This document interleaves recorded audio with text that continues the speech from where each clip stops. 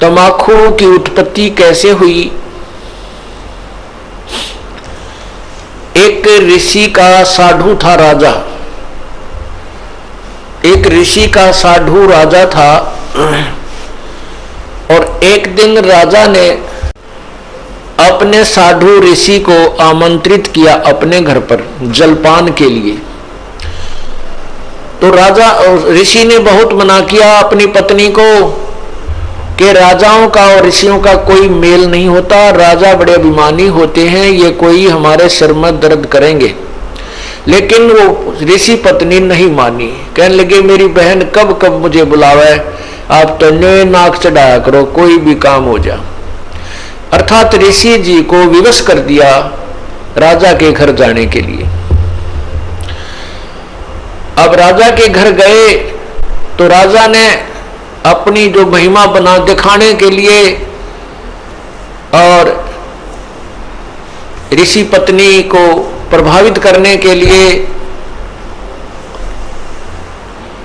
बहुत अच्छे आहार, मेज का ऊपर काजू किस्मत सेब संतरे नाना प्रकार की सब्जी बनवा के, जलेबी कचौड़ी पकौड़ी दही खीर हलवा सारे व्यंजन लगवा दिए मेज पे।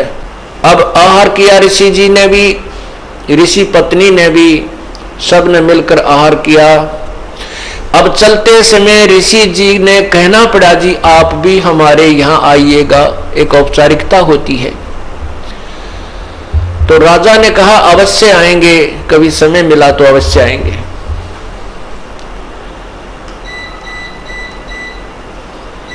एक दिन वो समय मिल गया, राजा ने संदेशा भिजवा दिया कि हम आ रहे हैं।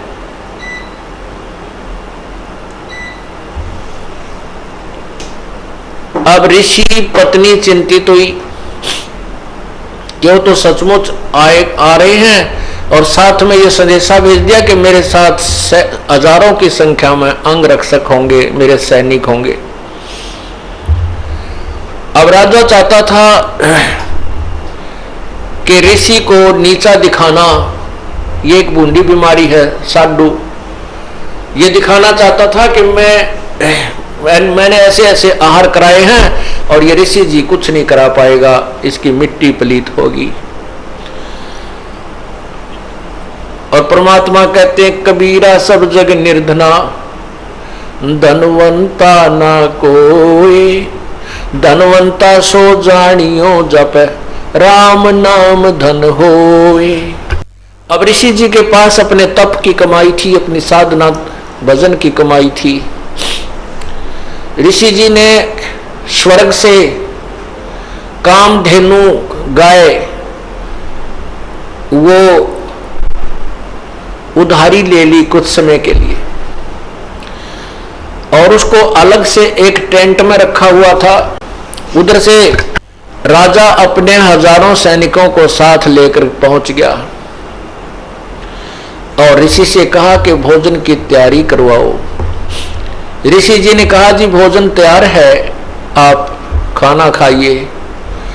अब वहां लगी लाइन और साथ के साथ थाली आ रही है, सबको परोसी जा रही है। ऋषि जी ने अपने एक सेवक को उस गाय वाले टेंट के सामने बैठा दिया, वो उठा उठा कर थाली बाहर रखता रहा।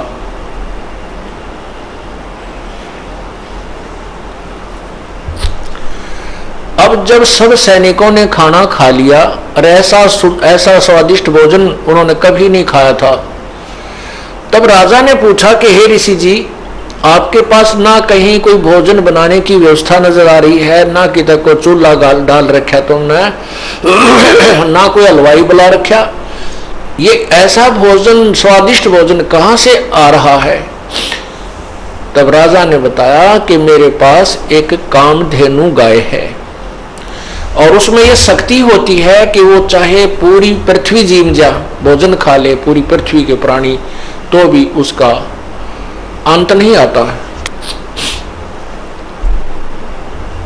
तो राजा के अब साधु की यारी दोस्ती इतनी होती है, अब राजा की नीत में खोट आ गया। नीयत में खोट आ गया। उसने सोचा यू कंगाल क्या करेगा इस गाय का, मैं ले चलता हूं, बहुत ज्यादा सेना है मेरे पास और ये गाय सभी आहार करा दिया करेगी। कहने लगा ऋषि जी ये गाय मुझे दे दे, आप क्या करोगे इसकी? ऋषि जी ने कहा ये गाय मेरी नहीं है, मैं उधारी लाया हूं, मैं आपको नहीं दे सकता। तो राजा बोला सैनिकों से कि सैनिकों इस गाय को छीन लो। अब ऋषि सोचता है कि अच्छा नालायक ही तो जबरदस्ती कर रहा है मेरे साथ। तब उस ऋषि ने कहा हे गौ माता आप अपने स्वदेश लौट जाइए, मैं विवश हूं। इतना कहते ही वो टेंट के ऊपरले हिस्से को पाड़ती हुई और गाय आकाश की तरफ, स्वर्गलोक की तरफ चल पड़ी। राजा ने गाय को कंडम करके नीचे डालने के लिए तीर मारा, पैर में तीर लगा और कहते हैं वो गाय का खून, रक्त और उस टेंट में जो भी कोई वस्तु मांगते थे, इतनी थाली हलवे की, इतनी थाली खीर की, इतनी थाली दाल की, इतनी सब्जी की, तोरी की सब्जी, घिया की सब्जी, सब प्रकार की, काजू किस्म, सेब, संतरे, दही, बड़े, यानी जो भी वहां उस आवश्यकता थी उस भंडारे में सभी उपलब्ध उस कामधेनु ने करवा दी।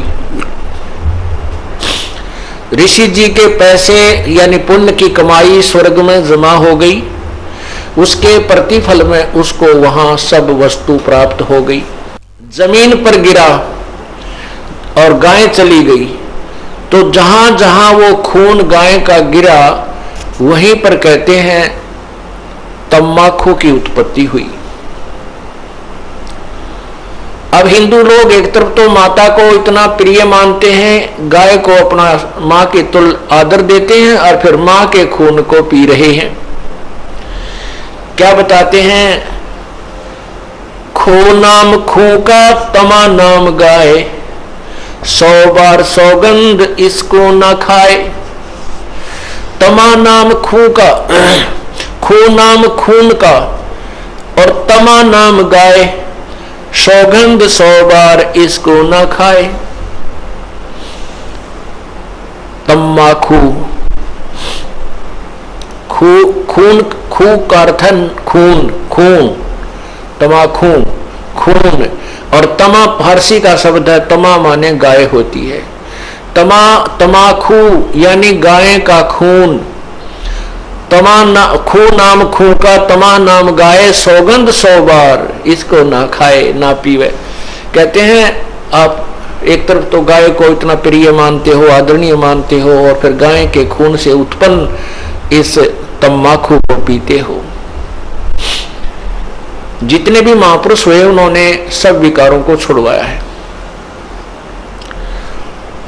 अब सिख समाज में तम्बाकू कोई प्रयोग नहीं करता, अभी तक भी उन्होंने इस मर्यादा का पालन किया है। लेकिन और सारी बुराई शुरू कर दी, मांस खावा, दारू पीने लग गए। देखो बुराई तो सारी त्यागे पार पड़ेंगी। ऐसे मुसलमान धर्म के अंदर शराब नहीं छूटे अभी भी, और बाकी मांस खाओ और हुक्का पीवे। हिंदू समाज में बीड़ी, शराब, तंबाकू और मांस कभी प्रयोग नहीं करते थे। अब हिंदू समाज में कोई मर्यादा ही नहीं रही, सारे काम बिगड़ गए। तो पुण्यात्माओं ये नए सिरे से समाज सेट किया जाएगा और इसी तरह ये समाज सुधार और आत्म कल्याण प्रारंभ होता है। उन महापुरुषों ने भी कठिन प्रयत्न किए थे, परिश्रम किया था समाज को बुराई से दूर करने के लिए। आज भी वही चल रहा है और बहुत निर्मल समाज बन रहा है। छोटे छोटे बच्चे भी ये पूछते हैं, एक बार मेरा हाथ लग गया, मेरे पापा की गोद में बंडल था, महाराज जी मेरा नाम तो नहीं टूट गया। रो रहा था वो बच्चा। मैं कहा बेटा ऐसे नहीं टूटता, वो तो वैसे लग गया हाथ, गंद का समझ लो, गोबर में हाथ लग जाए धो ले अपने ने। हाँ उसको उठा कर देना, ला कर देना, पीने हुक्का भरना, उसमें नाम टूट जाएगा, वो खंड हो जाएगा। तो पुण्यात्मा जो छोटी सी उम्र में इन बच्चों को ऐसा ऐसा भाव बन गया कि ये इतनी बुराई है कि इसको हाथ लागने से भी हमारा धार्मिक कर्म बिगड़ जाएगा, तो आने वाली इनकी संतान तो कति देवता पैदा होंगी। ये समाज भी सुधर रहा है और जीव कल्याण का मार्ग भी प्रशस्त हो रहा है। सत साहिब।